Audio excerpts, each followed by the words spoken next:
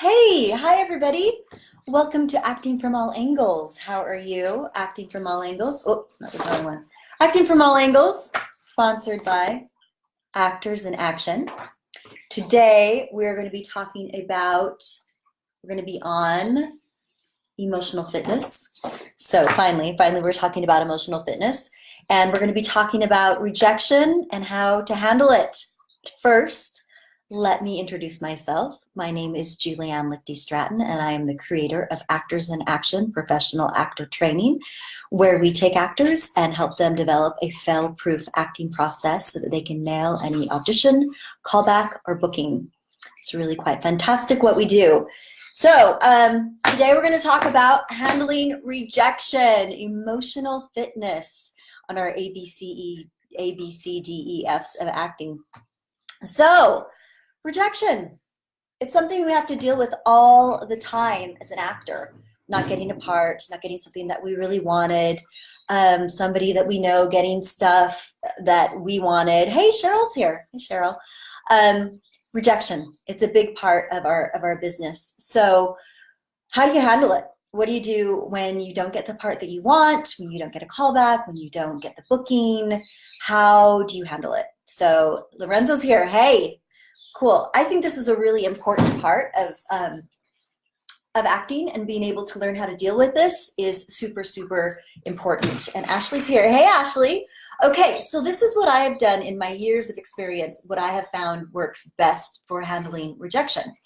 The first thing is you want, like they say, the best defense is an offense, right?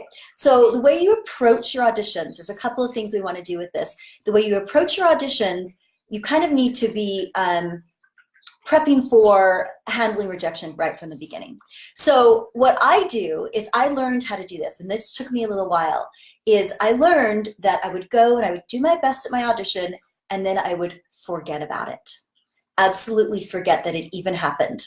I might make a note, jot down the note like what I wore to the audition. So if I get a call back, then I would go ahead and wear the same thing, because often that's the best thing to do. Otherwise they get confused about who you are. If you wear a blue shirt one time and a yellow shirt the next time, they're like, where's the girl with the blue shirt? So so practicing forgetting about them. It's really hard, especially at first, but I'm telling you, if you can do that, you are going to save yourself a world of pain. So forgetting about them, going, doing your best, leaving, forget about it. And then if they call you back, great. If they don't, you don't ruminate on it, you don't ponder about it, you don't like bug your agent. So, no agents like to be bugged by their students, by their clients with like this needy, so who got booked, and did I, blah, blah, blah. So you just gotta let it go.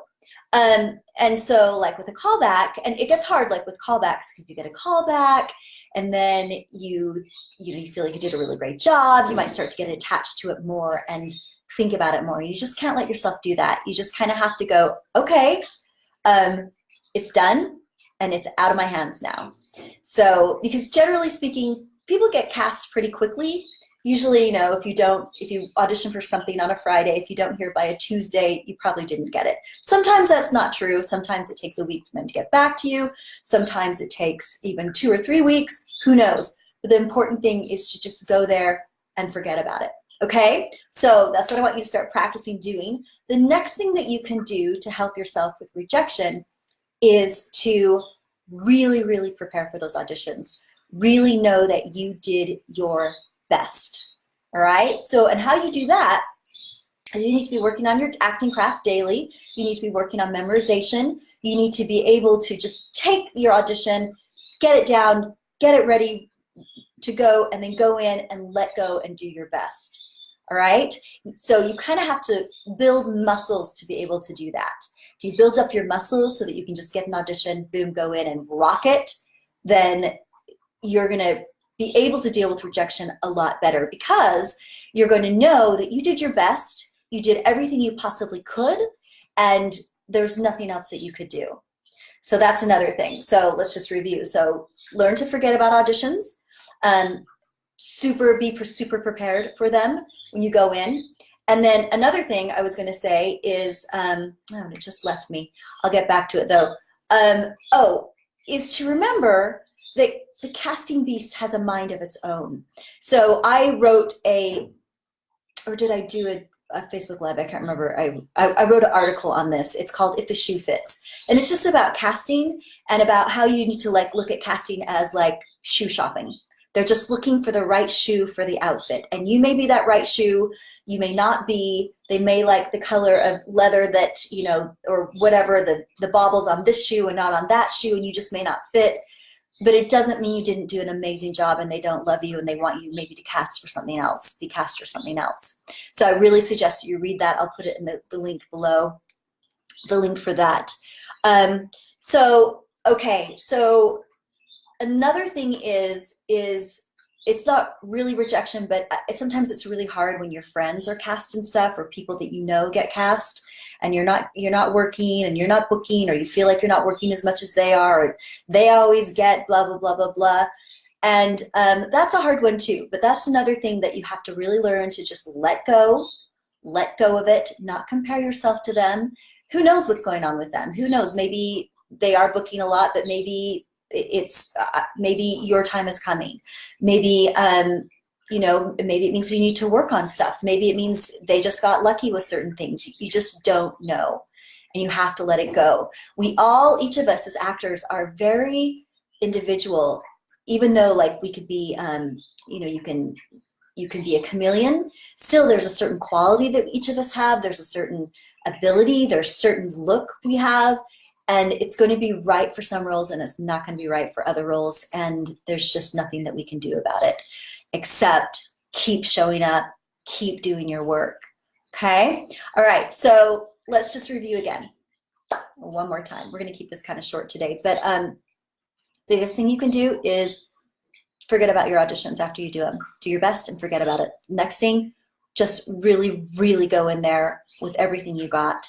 And that takes daily practice. That takes working on memorization, working on playing your verbs, working on getting the beats and the nuances inside of the audition, practicing, self-taping, practice auditions on your own, just in your own room. Like, come in the door and pretend there's a casting director and audition for them, and then go out. Seriously, if you do that, your body's gonna get used to auditioning, going in and out. Your nerves will lessen, and you'll become better and better and better. All right, and then that third thing, which again I can't remember. Sorry. Do your best, forget about it, and do your daily work to get yourself there. Okay, and really, like, if you start ruminating, start telling yourself stories, well, I bet she got it instead, or he, you know, is so much better looking than blah, blah, or whatever. Don't go there. Don't go there. Sometimes we get really attached to our auditions, and like, especially if we get a callback or we get close or whatever, and we just have to, sometimes we have to like let ourselves be sad and feel about it, but try to just let it go and try to do something productive that you can, that's going to help your acting career along the way. All right, so if you're miserable, go work on memorization. If you can't get out of your head, go for a jog and then work on something else for your acting. Look for a better agent or whatever it is.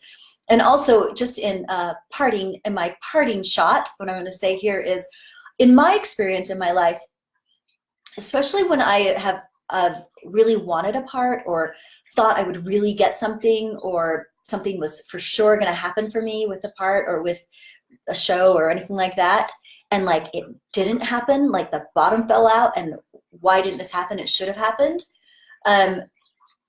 Inevitably, that always turns out to be the best thing, because like a few months later, a greater opportunity will come along and I will get snapped up for that, and something else happened and I, you know, needed to audition for something else that I really, really wanted.